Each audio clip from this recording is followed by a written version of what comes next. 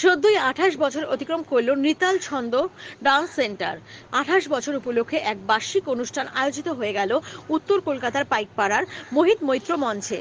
নৃত্যশিল্পী ও জি বাংলার বিখ্যাত কোরিওগ্রাফার সৌরভ চন্দের পরিচালনায় নৃতাল ছন্দ ডান্স সেন্টারে আজ সকলের কাছে অন্যতম স্থান পেয়েছে। এবং এই বাৎসরিক 28 অনুষ্ঠানে উপস্থিত ছিলেন অভিনেত্রী ও বিশিষ্ট নৃত্যশিল্পী ইন্দ্রাণী দত্ত, মালবিকা সেন, সোনালী চৌধুরী, ব্রততী চৌধুরী সহ অন্যান্যরা। এদিনের অনুষ্ঠান উদ্বোধন করেন রাজ্যের দমকল মন্ত্রী মাননীয় সুজিত বসু মহাশয়। এই সাংস্কৃতিক অনুষ্ঠানে অভিনেত্রী সোনালী চৌধুরীরও অতিথি হিসেবে নৃত্য পরিবেশন করেন। বুঝতে পেরেছি, সুতরাং সঠিক জায়গায় আপনাদের সন্তানরা শিখছে। খুব ভালো, আরও বড় বড় শিল্পী এখান থেকে বেরো, এনসিটিসি থেকে। 28 বছর কেন, 82তম বছর, আরও তার সঙ্গে আরও অনেকগুলো শূন্য অ্যাড হোক, এতদিন তোমার ইনস্টিটিউশন এগিয়ে যাক। আর আপনারা সকলে ভালো থাকবেন। আপনাদের সকলের তরফ থেকে আমি আশীর্বাদ চাইছি আমার এই ছোট্ট ভাইটার জন্য। প্রণাম করে প্রমাণ করার চেষ্টা করো না যে আমি তোমার থেকে অনেকটা বড়। Thank you so much. আপনারা সবাই খুব ভালো থাকুন। খুব ভালো লাগলো এখানে এসে। আর প্রথমেই বলা উচিত ছিল, যদিও সুজিতদা চলে গেছেন। গুরুজি, আপনি আমার প্রণাম নেবেন। সোনালী আমার ভীষণ প্রিয়, আমার বোন, আমার বন্ধু। আর এদিকে মালবিকাদি রয়েছেন। তোমার নাচের আমি ভীষণ ফ্যান। আমরা যখন মানে আমেরিকাতে এনএফডিসির শো করতে যাই, তখন আমি কিন্তু দেখেছিলাম মালবিকাদিকে দুর্গার রূপে। মনে হচ্ছিল সত্যি আমি মা দুর্গাকে দেখছি। এত সুন্দর ওনার নাচ, আমি ওনার ভীষণ ভক্ত। আর সোনালী তো always pretty, always, she is a darling. সবাই ভালো থাকুন, সকলের কর্মময় জীবন সার্থক হোক, সুন্দর হোক। আর আপনাদের ভালোবাসা নিয়ে যেন আমরাও এগিয়ে যেতে পারি। থাকতে হবে।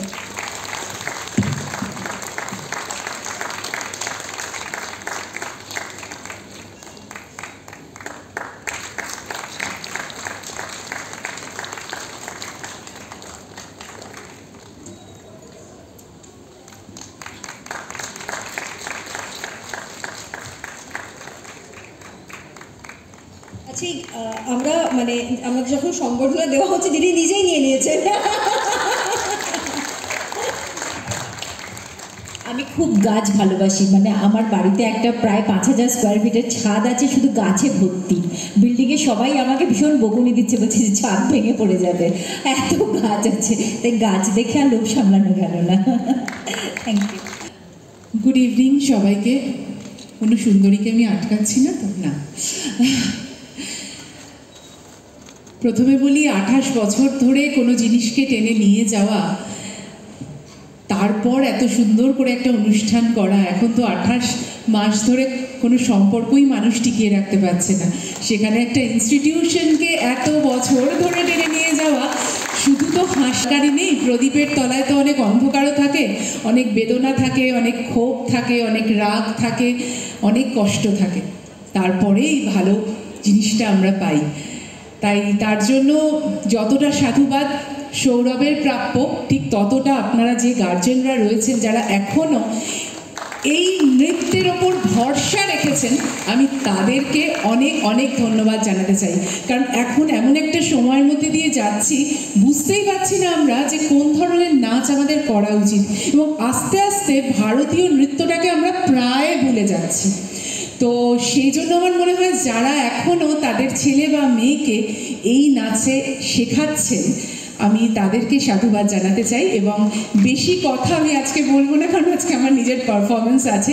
এমনি স্টেজে উঠলে গলা শুকিয়ে যায়, পারফরমেন্সের ভয়ে আমি অর্ধেক শুকিয়ে আছি।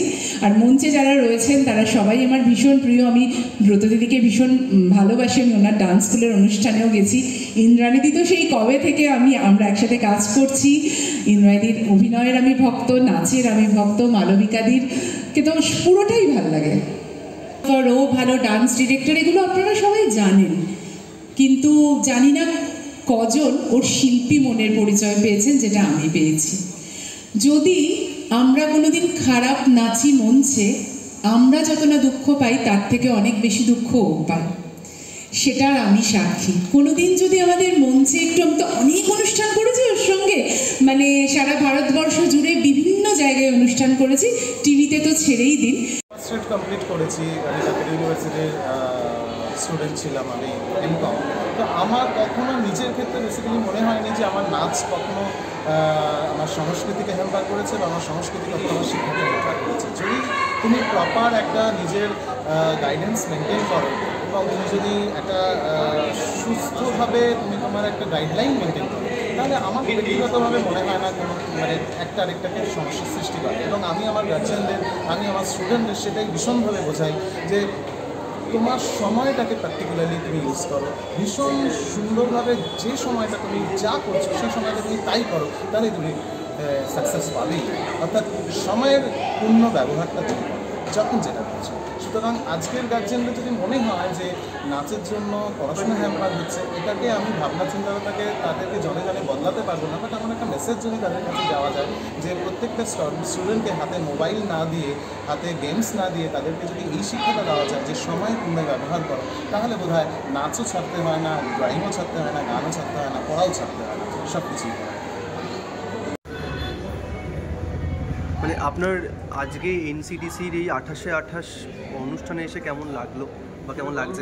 কেন সৌরভকে আমি ব্যক্তিগতভাবে চিনি, ওর এই এনসিটিসি যে প্রোগ্রাম, ওর বাৎসরিক যে অনুষ্ঠান, আমাকে আমন্ত্রণ করেছিল, আমার শুভেচ্ছা। আমি চাই ওর একাডেমি ভালো করে চলুক, সব রকম শুভেচ্ছা আমার। 28 বছর ধরে এই ডান্স ইনস্টিটিউটটা চলছে এবং 28 বছর ধরে সত্যি সত্যি যে কোনো জিনিসই টেনে নিয়ে যাওয়া কিন্তু এত মুখের কথা নয়। অনেক অনেক পরিশ্রম সেখানে থাকে এবং এখন যেখানে ভারতীয় নৃত্যশৈলী ছেড়ে অন্য ধরনের নৃত্যশৈলীতে এত সবার ঝোঁক, সেখানে ভারতীয় নৃত্যশৈলীর মাথায় রেখে সেটা নিয়ে কাজ করা এবং যেটা সৌরভ চন্দ্র এতদিন ধরে করছেন, খুবই ভালো করছেন। এবং আজকে আমার নিজের পারফরমেন্স আছে, সেটাও খুব সুন্দর একটা পারফরমেন্স, সেটা হচ্ছে দেবী চৌধুরানী। তার জন্য আমি অলরেডি রেডিও হয়েছি, দেখতে পাচ্ছ তোমরা। এবং এই কারণেই এত ভালো একটা কাজের সাথে সৌরভ চন্দ্রের সাথে এবং এনসিটিসির সাথে আমি নিশ্চয়ই আছি এবং অনেক অনেক অনেক শুভেচ্ছা।